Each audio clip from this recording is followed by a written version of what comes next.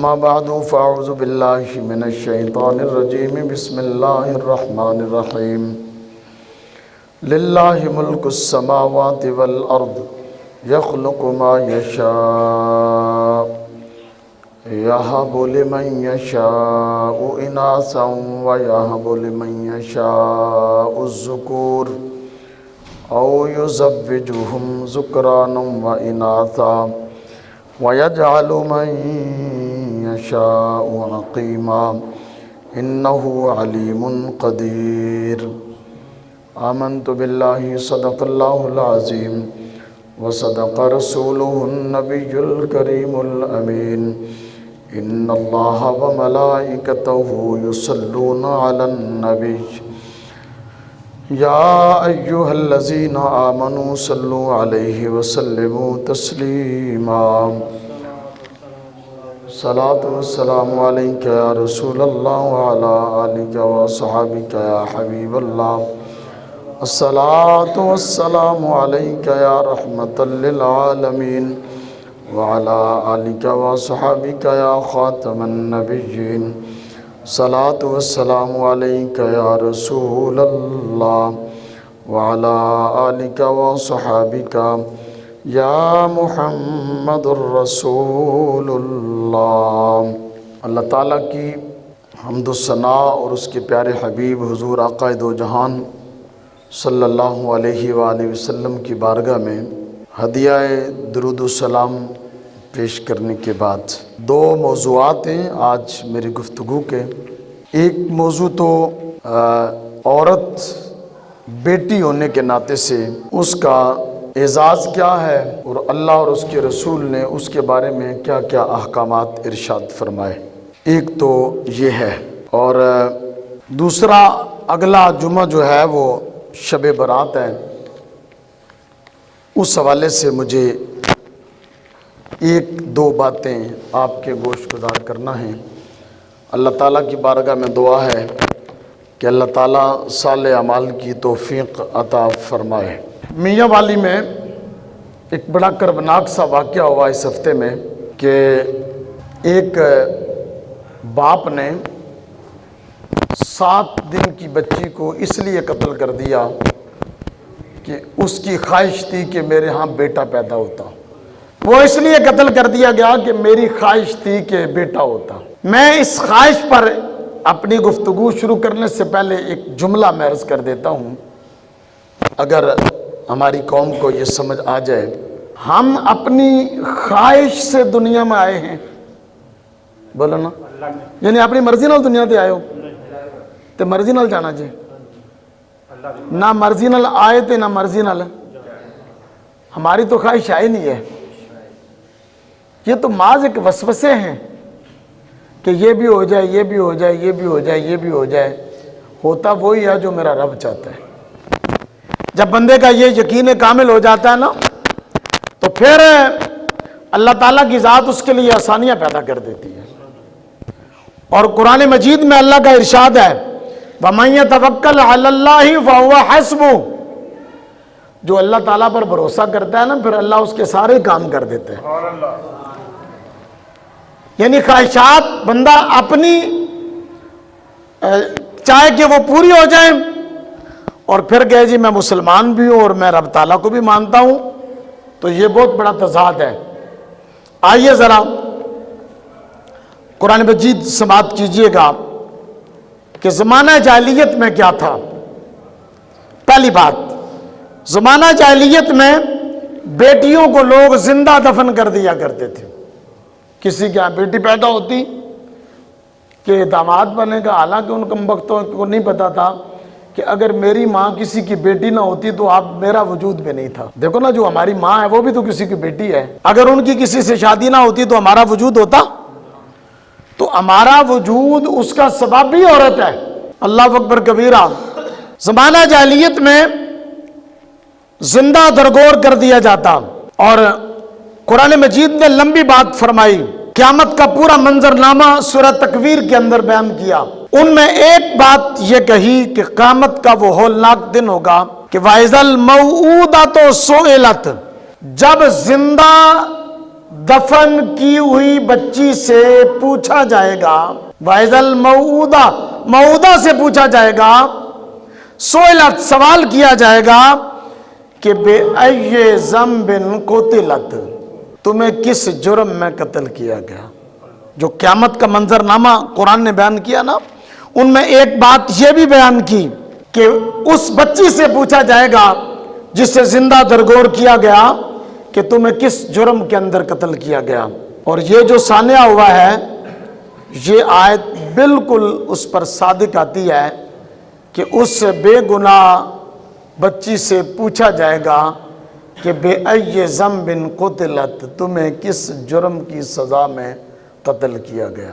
اللہ اکبر کبیرہ۔ دوسری بات، اس کو آپ نے کان کھول کے سننا ہے، میں سورہ نجم کی آیات آپ کو سنا رہا ہوں۔ منات، لات اور عزا کی پوجا کرنے والے مشرکین مکہ، قرآن نے انہیں کہا کہ اَلَکُمُ الذَّکَرُ وَلَهُ الْأُنثىٰ، ان کا عقیدہ تھا کہ نعوذ باللہ من ذالک فرشتے اللہ تعالیٰ کی بیٹیاں ہیں، نعوذ باللہ من ذالک ان کا عقیدہ تھا۔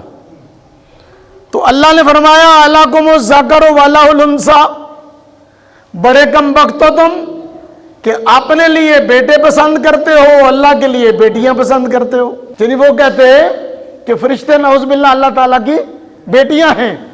اللہ نے فرمایا اَلَکُمُ الذَّکَرُ وَلَهُ الْأُنثىٰ، بڑے کم بخت ہو تم، اپنے لیے تو کہتے ہو کہ بیٹے ہونے چاہیے اور اللہ کے لیے تم بیٹیاں ثابت کرنے کی کوشش کرتے ہو۔ فرمایا تِلْکَ اِذًا قِسْمَةٌ ضِیزَىٰ، یہ کتنی بھدی سی تقسیم ہے، تقسیم ڈویژن کی نا، فرمایا کتنی بھدی سی ڈویژن اور تقسیم ہے۔ یہ اس معاشرے کے ضمیر کو قرآن مجید نے جھنجھوڑا۔ اب آئیے سورہ شورى کی آیات میں نے پڑھی، قرآن مجید سمجھ کے پڑھا کرو، یہ بندے کا ایمان تازہ ہو جاتا ہے جب بندہ قرآن پڑھتا ہے نا، روح راضی ہو جاتی ہے بندے کی۔ ڈائریکٹ اللہ تعالیٰ کی ذات سے، حضور کے اس قرآن کی برکت سے ڈائریکٹ اللہ تعالیٰ کی ذات سے بندے کا رابطہ ہو جاتا ہے، اور یوں مسائل قرآن سلجھاتا ہے کہ جس طرح 1500 سال پہلے قرآن کا فیضان تھا، بدستور آج بھی قرآن مجید کا فیضان ہے، لیکن کو پڑھے تو صحیح نہ، کوئی اس کو پڑھے تو صحیح۔ آؤ ذرا سنو، یہ آیت نمبر 49 اور 50 ہے، سورہ شورى 25واں پارہ۔ اللہ تعالیٰ کا ارشاد ہے للہ ملک السماوات والارض، زمین و آسمان میں اللہ کی ہی حکومت ہے۔ کس کی حکومت ہے؟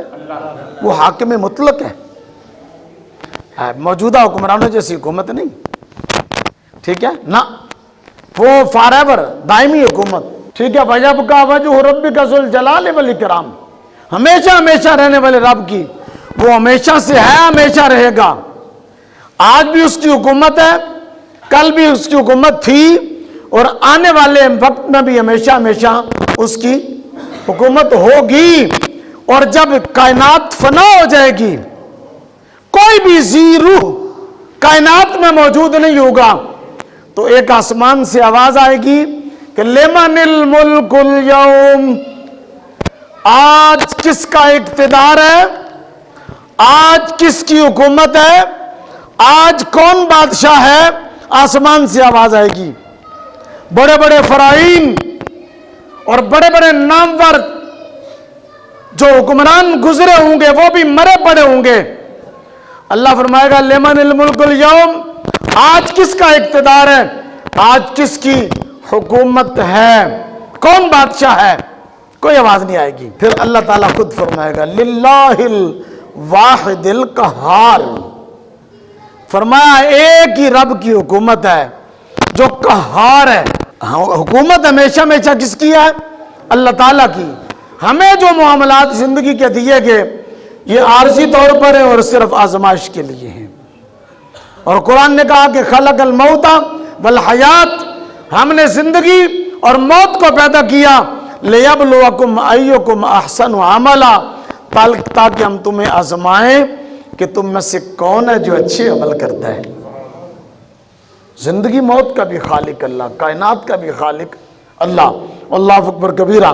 تو فرمایا للہ ملک السماوات والارض، زمین و آسمان میں اللہ تعالیٰ کی حکومت ہے۔ اور یخلق ما یشاء، جو چاہتا ہے وہ پیدا کرتا ہے، جو چاہتا ہے پیدا۔ اللہ تعالیٰ کی صفات میں سے ایک صفت ہے بدیع السماوات والارض، کہ اللہ تعالیٰ نے زمین و آسمان کو بغیر کسی نقشے کے، بغیر کسی ماڈل کے، ایسے مکان بنانے نا، آرکیٹیکچر آندہ ہے کہ نقشہ بناتا ہے، ٹھیک ہے، پھر انجینئر وہ سارا پروسیس کے بعد ڈسکس کرنے کے بعد فائنل کرتے ہیں، پھر ہم کاریگر کو دے دیتے ہیں، پھر وہ بناتا ہے۔ لیکن بدیع کون ہے؟ کہ جس کے سامنے کائنات کا کوئی نمونہ نہیں تھا، کوئی نقشہ نہیں تھا، کسی انجینئر کی ضرورت نہیں تھی، آرکیٹیکچر کی ضرورت نہیں تھی۔ فرما بدیع السماوات والارض، اس نے بغیر کسی نمونے کو پوری کائنات کو بنا دیا، بغیر کاریگروں کے۔ اذا اراد شیئا، سورہ یاسین پڑھتے ہو نا، ترجمے سے پڑھا کرو۔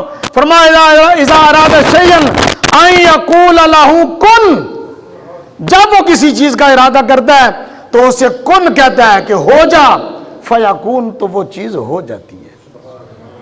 علم عقائد کی بات ہے کہ اللہ کو ان چیزوں کی پیدائش کے لیے کن کہنے کی بھی ضرورت نہیں ہے، یہ صرف ہمیں سمجھانے کے لیے کہا گیا۔ آئیے ذرا دوسری سنیے بات۔ اللہ فرماتا ہے هو الذی یصورکم فی الارحام کیف یشاء، یہ ہے نا، یہ جو ہم نے آیت پڑھی ہے سورہ شورى کی کہ یخلق ما یشاء، میں اس کی تشریح میں عرض کر رہا ہوں۔ اللہ فرماتا ہے هو الذی یصورکم فی الارحام کیف یشاء، اللہ تعالیٰ رحموں کے اندر، بطن میں، پیٹ کے اندر تصویریں بناتا ہے، شکلیں بناتا ہے۔ کیسی بھئی شکلیں بناتا ہے؟ فرمایا کیف یشاء، جس طرح اس کی مرضی ہے، تمہاری مرضی سے نہیں، تمہاری چاہت کے مطابق نہیں۔ یصورکم فی الارحام، رحم کی جمع ارحام، وہ شکلیں، صورتیں بناتا ہے، کیسی؟ جیسے وہ چاہتا ہے۔ بتایا میرے بندے، اگر تم میری چاہت پر راضی ہو جائے گا تو پھر میں تجھے دنیا میں بھی کامیابیاں دوں گا، آخرت میں بھی کامیابیاں دوں گا۔ اللہ اکبر کبیرہ۔ فرمایا لا الہ الا هو العزیز الحکیم، اللہ کے سوا کوئی عبادت کے لائق نہیں، وہ عزیز ہے یعنی غالب ہے، الحکیم ہے اور دانائی والا ہے، حکمت والا ہے۔ تو فرمایا بادشاہ زمین و آسمان میں اسی کی ہے، اور یخلق ما یشاء، وہ جو چاہے پیدا کرتا ہے۔ جب بندہ اپنی خواہش کو اللہ کے احکامات کے تابع کر دیتا ہے تو پھر اللہ تعالیٰ اس کے لیے آسودگی پیدا کرتا ہے۔ یَہَبُ لِمَن یَشَاءُ اِنَاثًا، فرمایا جسے چاہتا ہے بیٹیاں عطا کرتا ہے۔ یَہَبُ، وہ عطا کرتا ہے، لِمَن یَشَاء، جسے چاہتا ہے، اِنَاثًا، بیٹیاں، وَیَہَبُ لِمَن یَشَاءُ الذُّکُورَ، اور جسے چاہتا ہے بیٹے عطا کرتا ہے، جسے چاہتا ہے۔ سمجھ آئی گل دی؟ قرآن نے پہلے کدا ذکر کیتا ہے؟ پہلے کس کا ذکر کیا؟ بیٹی کا، حالانکہ بیٹے کا ذکر بھی پہلے ہو سکتا تھا، لیکن قرآن نے کیا کہا؟ یَہَبُ لِمَن یَشَاءُ اِنَاثًا، کہ اللہ جسے چاہتا ہے بیٹیاں دیتا ہے، وَیَہَبُ لِمَن یَشَاءُ الذُّکُورَ، جسے چاہتا ہے وہ بیٹے عطا کر دیتا ہے۔ تو بیٹی کا ذکر کدھر کیتا؟ پہلے سنو اس پر دو باتیں، ایمان تازہ ہو جائے گا۔ میرے آقا علیہ السلام کا فرمان ہے جس کا ایک مفہوم ہے، جو عورت پہلا جنم بیٹی کو دے، جو عورت پہلا جنم بیٹی کو دے، فرمایا وہ بڑی نیک بخت اور خوش قسمت عورت ہے۔ دوسری بات سنو، ایک یہ انداز ہے، یعنی یہ اور یہ برابر ہے دونوں، بالکل ایک یہ انداز ہے، یعنی یہ پہلے نمبر پر اور یہ دوسرے نمبر پر، یا اس کو پہلے نمبر پر اس کو دوسرے نمبر پر، ایک یہ انداز ہے۔ میرے آقا علیہ السلام نے یوں دونوں انگلیاں فرمائی، یوں نہیں، یوں برابر۔ میرے آقا علیہ السلام نے فرمایا جس کو اللہ تعالیٰ نے بیٹی دی ہو یا میں پوری حدیث کا خلاصہ عرض کر رہا ہوں، جس کو اللہ نے بیٹی دی ہوں یا بیٹیاں دی ہوں، بیٹی دی ہوں یا بیٹیاں دی ہوں، فرمایا پھر وہ انہیں قتل نہ کرے۔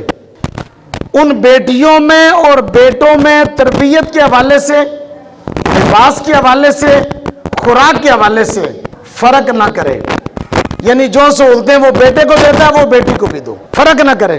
پھر تیسری بات فرمایا ان کو ادب سکھائے، ان کی تعلیم و تربیت کا بندوبست کرے۔ چوتھی بات فرمایا پھر جب وہ بالغ ہو جائیں، جوان ہو جائیں، پھر وہ ان کا نکاح کرے۔ فرمایا ایسا بندہ جس میں یہ 4 صفات پائی جاتی ہوں، فرمایا بروز قیامت میں محمد اور بیٹیوں کی پرورش کرنے والا دونوں ہم میدان قیامت کے اندر یوں ہوں گے۔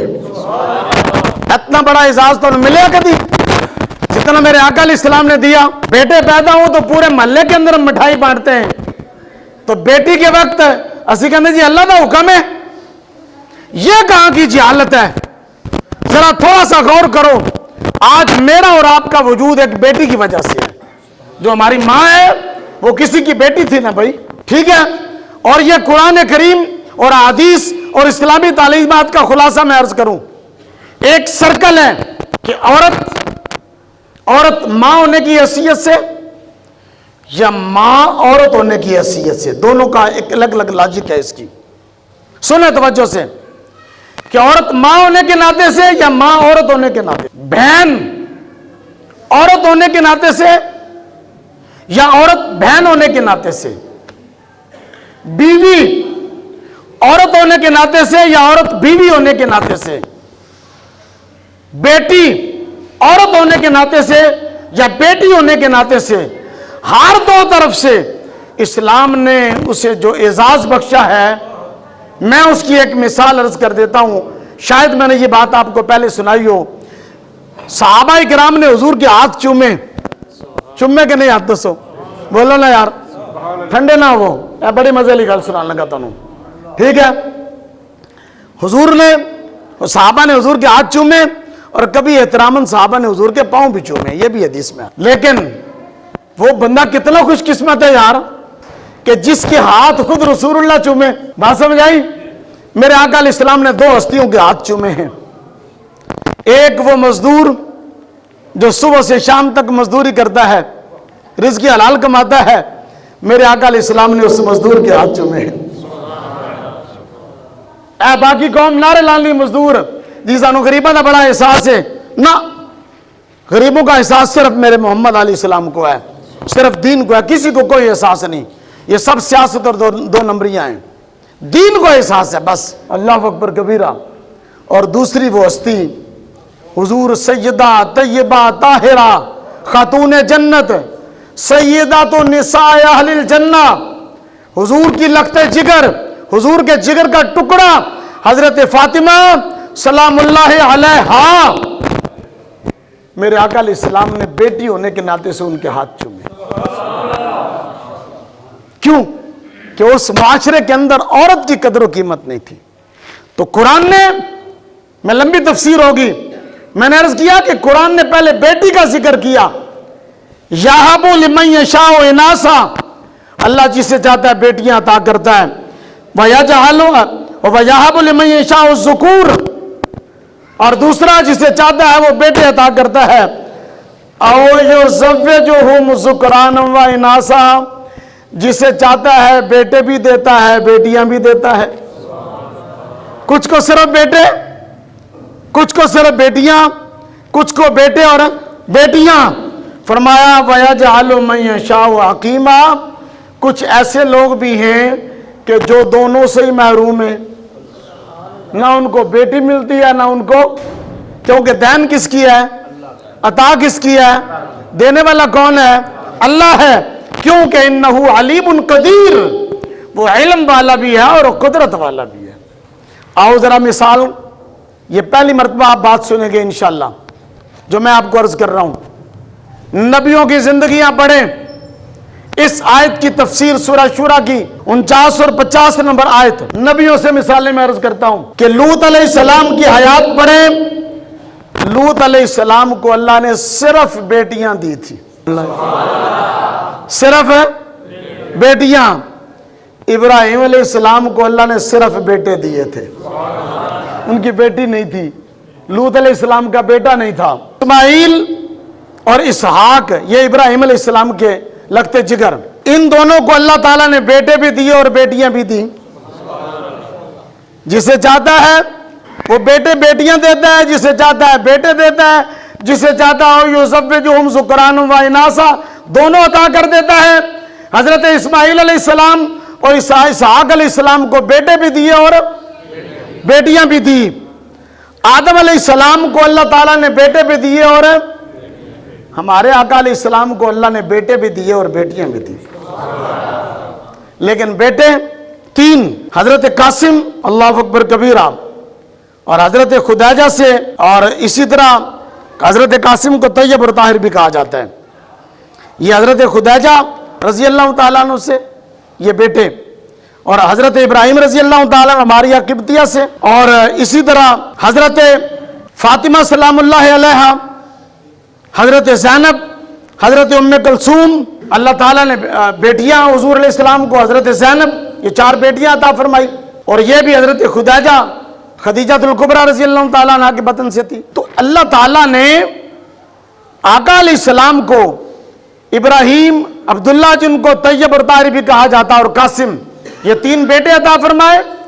زینب, ام کلثوم اور حضرت فاطمہ سلام اللہ علیہا, اللہ اکبر کبیرہ, یہ اللہ تعالیٰ نے آپ کو بیٹیاں بھی عطا فرمائی. تو حضور علیہ السلام کو اللہ نے بیٹے بھی دیے اور بیٹیاں بھی عطا فرمائی. اور حضرت یحییٰ اور عیسیٰ علیہ السلام, نہ ان کو بیٹے عطا فرمائے نہ بیٹیاں عطا فرمائے, نہ ان کو بیٹے نہ ان کو بیٹیاں. اور یہ قرآن مجید کی آیت کی مکمل تفسیر ہے کہ کچھ لوگوں کو اللہ تعالیٰ نے بیٹے دیے, کچھ کو بیٹیاں دی, کچھ کو بیٹے اور بیٹیاں دونوں عطا فرمائی, کچھ کو دونوں نہیں عطا فرمائی. میں نے اس کی مثال حدیث طیبہ کی روشنی میں انبیاء کرام علیہ السلام سے دی ہے. اللہ اکبر کبیرہ. اب مجھے بتاؤ کہ جس نبی کو حضرت لوط علیہ السلام کو صرف بیٹیاں عطا فرمائی, کبھی انہوں نے اعتراض کیا؟ بلکہ میں اس سے بڑی بات عرض کرتا ہوں, جب حضور علیہ السلام کے لخت جگر بیٹے بچپن کی عمر سے ان کا وصال ہو گیا تو اعتراض کیا کفار مشرکین نے کہ حضور علیہ السلام کی تو نسل نہیں آگے چلے گی, بچے تو ان کے انتقال کر گئے.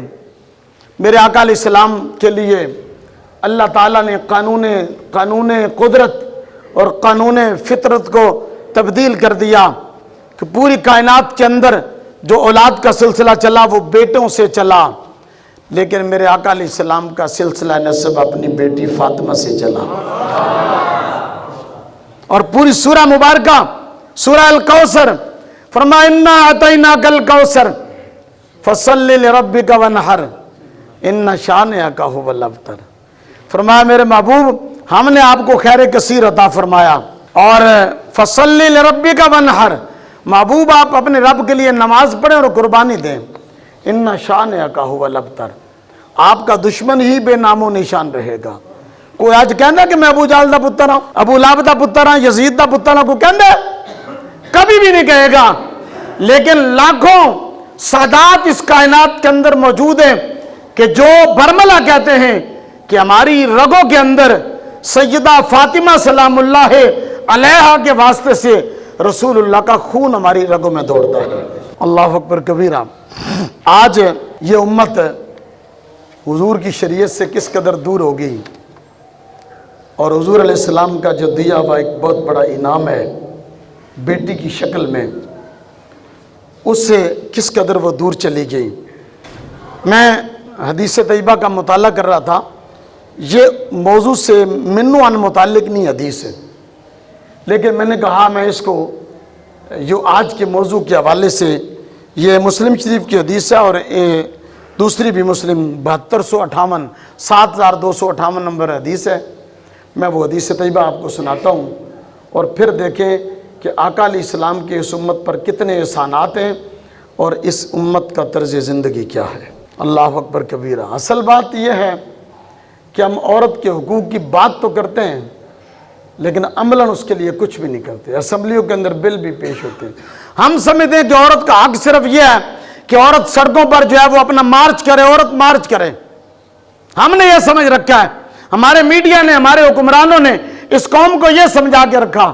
سنو میرے آقا علیہ السلام کے اس امت پر کیا احسانات ہیں, اور پھر ذرا اپنے اقبال کہتا اپنے ہی من میں ڈوب کر پا جا سراغ زندگی، تو میرا نہیں بنتا تو نہ بن، اپنا تو بننا۔ تو ذرا من میں جھانک کے دیکھنا، کان کھول کے سنو، میں روایتی جمعے پڑھانے والا مولوی نہیں ہوں کہ ہم روایتی وہ تقریریں اور نعرہ تکبیر اور رسالت لگوا کر میں چلا جاؤں نوٹ نچھاور کروا کے، نہیں۔ جمعہ بیسیکلی ایک پیغام ہے اس قوم کے لیے، سنو وہ پیغام کیا ہے۔ حضرت صوبان رضی اللہ تعالیٰ عنہ اس حدیث کے راوی ہیں، آپ فرماتے ہیں کہ ان اللہ زوی لی الارض، اللہ تعالیٰ نے پوری زمین کو میرے لیے سمیٹ کر میرے سامنے رکھ دیا۔ پھر کیا ہوا؟ فرأیت مشارقہا و مغاربہا، فرمایا جب زمین سمٹ کر میرے سامنے آ گئی پوری زمین، تو میں نے اس کے مشرق اور مغرب کو دیکھا، اور وَإِنَّ أُمَّتِي سَيَبْلُغُ مُلْكَهَا مَا زُوِّيَ لِي مِنْهَا، فرمایا جس زمین کو میرے لیے سمیٹ کے اللہ تعالیٰ نے میرے سامنے رکھا، میں نے دیکھا کہ میری امت کے مسلمانوں کی حکمرانی پوری زمین پر ہوگی۔ تسی ہمیں پریشان ہوئے بیٹھے ہو، یہ دین آئے گا تو یہاں ہو جائے گا، دین آئے گا تو پوری کائنات وچ امن ہو جائے گا، پوری کائنات وچ امن ہو جائے گا۔ اللہ اکبر۔ اور پھر فرمایا وَأُوتِيتُ الْكَنْزَيْنِ، اللہ تعالیٰ نے مجھے دو خزانے سرخ اور سفید خزانہ عرض عطا کیا اللہ تعالیٰ نے، اور وَإِنِّي سَأَلْتُ رَبِّي لِأُمَّتِي، تسی دسو کہ کائنات کی حکمرانی بھی اللہ نے حضور نے دے دیتی، تے کائنات کے خزانے بھی دے دیتے، تے آج کسے تے بینک بیلنس ہو جائے نا 5-10 کروڑ روپیہ، تو وہ دی ہوا نہیں سیدھی ہوندی گلی چوں گزرن لگیا، وہ غریب آدمی نے سلام کرنا تے ہاتھ ملانا پسند نہیں کرتا، لیکن میرے آقا علیہ السلام کو اللہ تعالیٰ نے پوری کائنات کے جب خزانے دیے نا، تو حضور فرماتے ہیں کہ میں نے اپنے رب سے اپنی امت کے بارے میں سوال کیا، وَإِنِّي سَأَلْتُ لِأُمَّتِي، کہ سوال کیا میں نے اپنے رب سے کہ یا اللہ مجھے تو نے خزانوں کا مالک بنا دیا، مجھے تو نے زمین اور آسمان اور مشرق و مغرب دکھا دیے، یا اللہ میری امت کو بھوک کی وجہ سے ہلاک نہ کرنا۔ کہتے جو قحط سالی ہوتی ہے، فرمایا یا اللہ بسانت عامن وَأَلَّا يُسَلِّطْ عَلَيْهِمْ عَدُوًّا، یا اللہ میری امت کو ہلاک بھی نہ کرنا بھوک کی وجہ سے، اور اجتماعی طور پر میری امت پر اجتماعی طور پر دشمن کو بھی مسلط نہ کرنا، کہ وہ ان کو قتل کر دیں، ان کو ذبح کر دیں۔ لیکن فرمایا ہوا کیا؟ وَإِنَّ رَبِّي، میرے رب نے فرمایا، حضور فرماتے ہیں میرے اس سوال کا جواب آیا اللہ تعالیٰ کی طرف سے، وَإِنَّ رَبِّي قَالَ يَا مُحَمَّدْ اِذَا قَضَيْتُ قَضَاءً، اللہ نے فرمایا میرے محبوب میں نے تیری دعا کو کر لیا قبول، لیکن جب میں کوئی فیصلہ کر لیتا ہوں تو میں فیصلے کو بدلتا نہیں ہوں۔ کیا مطلب ہے؟ محبوب آپ کی امت قحط سے بھی ہلاک نہیں ہوگی، اس امت پر کوئی اجتماعی دشمن بھی مسلط نہیں ہوگا۔ ہاں یہ ہے کہ یہ آپس میں کہیں قتل و غارت نہ کرتے رہیں اور لڑتے مرتے نہ رہیں، نہ اندر سے کوئی دشمن اجتماعی طور پر اس پر حملہ آور ہوگا، نہ باہر سے۔ یہ گارنٹی میرے آقا علیہ السلام نے دی ہے۔ اب بتاؤ کہ جب سب کچھ مل رہا تھا تو حضور کچھ اور اپنے لیے مانگ لیتے، لیکن مانگا کس کے لیے؟ بولو نا یار، ایس امت واسطے منگے جنوں آج حضور دا دین پسند نہیں ہے۔ اور آگے اگلا جمعہ ہے نا، شب برات ہے، ٹھیک ہے؟ لوگ دلائل پوچھتے ہیں جی اس رات کی عبادت کہاں سے ثابت ہے، ٹھیک ہے؟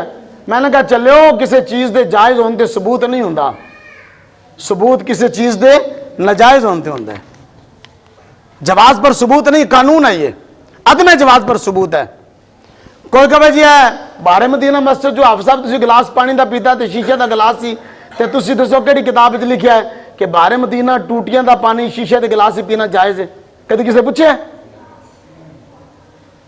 اس کی وجہ یہ ہے کہ قانون یہ ہے کہ دلیل جواز پر نہیں عدم جواز پر ہوتی ہے، یہ ایک الگ ٹاپک ہے مستقل۔ اللہ اکبر کبیرہ۔ سنو اس پر ایک ہی حدیث میں عرض کروں گا۔ حضرت ابو ہریرہ فرماتے ہیں کہ حضور نے فرمایا بادروا بالاعمال فتنا کقطع اللیل المظلم، میرے آقا علیہ السلام نے فرمایا اوے لوگوں نیک اعمال میں جلدی کرو، نیک اعمال میں جلدی جلدی، جتنے بھی نیک عمل ہو سکتے ہو، سبحان اللہ پڑھو، استغفر اللہ پڑھو، درود پاک پڑھو، قرآن کی تلاوت کرو، نوافل پڑھو، صدقہ و خیرات کرو۔ فرمایا وہ وقت آنے سے پہلے کہ جس طرح رات چھا جاتی ہے، فرمایا اس طرح فتنے آنے کا وقت قریب ہے، جس طرح رات چھا جانے کی طرح اس امت پر فتنے چھا جائیں گے۔ فرمایا وہ وقت آنے سے پہلے تم اچھے عمال کر لو، جلدی کرو، بادروا الاعمال، جلدی جلدی عمل کر لیں۔ اور اس وقت ہوگا کیا جب فتنے چھائیں گے؟ سونا مسلمانہ، فرمایا ہوگا کیا کہ یصبح الرجل مومنا ویمسی کافرا۔ فرمایا بندہ سویرے مسلمان ہوئے گا، شامی کافر ہوئے گا، صبح مسلمان ہوگا اور شام کو، اور فرمایا او یمسی مومنا ویصبح کافرا۔ فرمایا اس جب فتنے آئیں گے نا، اس وقت یہ دور ہوگا کہ صبح مومن تو شامی کافر، یہ شام نو مومن تو صبح کافر۔ فرمایا اس وقت کے آنے سے پہلے اعمال جلدی جلدی کر لو۔ اور فرمایا ہوگا کیا؟ فرمایا یبیع دینہ بعرض من الدنیا۔ فرمایا لوگ دین واسطے، دنیا واسطے دین نو بیچ دیں گے، دنیا حاصل کرنے کے لیے کیا کریں گے؟ دین کو۔ کہ رمضان شریف آندہ نا، اگر نماز تراویح پڑھنے کے بعد لوگ خوش دلی سے حافظ صاحب کی خدمت کریں تو کوئی حرج والی بات نہیں ہے، لیکن اگر مولوی صاحب تراویح پڑھان تو پہلے کمن نہ کہ میں نے روپیہ دینا جی، تو 60,000 70,000 80,000 لاکھ روپیہ دینا جی، تو تاں میں پڑھاواں گے تراویح۔ اعلیٰ حضرت نے اس کے بارے میں جو بات لکھی ہے میں ممبر پر بیٹھ کے بیان نہیں کر سکتا، ٹھیک ہے؟ تلاوت کلام پاک پر اجرت لینا حرام ہے، تلاوت کلام پر، تعلیم قرآن پر جائز ہے، تلاوت اور تعلیم میں فرق ہے۔ نماز میں ہم تلاوت کرتے ہیں، تعلیم نہیں دیتے، اور تے مسلح تے بیٹھ کے کاری سب تعلیم دیں دینے، اس کی اجرت فقہاء نے علماء نے لکھا جائز۔ فرمایا ایک وقت ایسا آئے گا کہ لوگ دین کو بیچ کر دنیا کو خرید لیں گے، وہ قرب قیامت کا دور ہے۔